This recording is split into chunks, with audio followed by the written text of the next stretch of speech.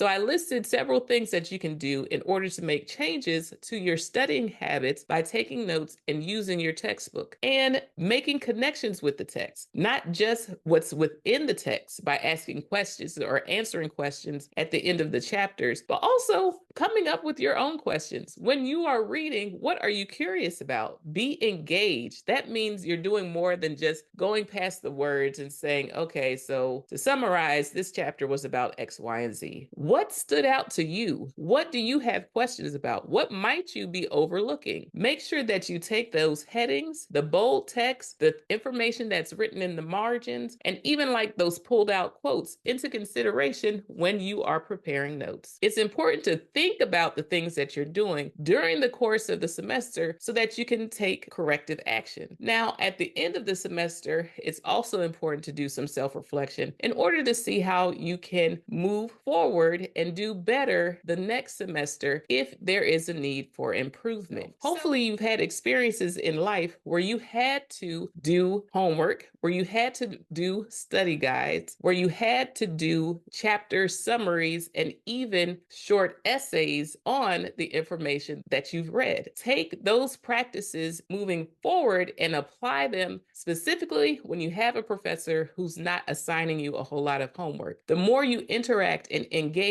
with the information that you're required to learn, the more it will stick with you. Now, in addition to taking notes and creating your own homework assignments for yourself by answering those questions that are in the textbook, feel free to Google and see what are some common questions about that subject matter. Where are the study guides for that subject matter? Somebody has written a study guide for the material that you're learning. In addition to notes, take a look and see what videos are out there that help capture the information and summarize it in a way that is more accessible to you. Perhaps the person has more inflection in their voice and it allows you to pay attention. Perhaps there's someone else who's able to break down the content that you're required to learn into smaller bite-sized pieces that are more accessible to you, more digestible, just easier for you to understand. And at the end of it all, you're able to get a big picture based upon those small pieces that they were able to break down. So once again, if you don't have homework,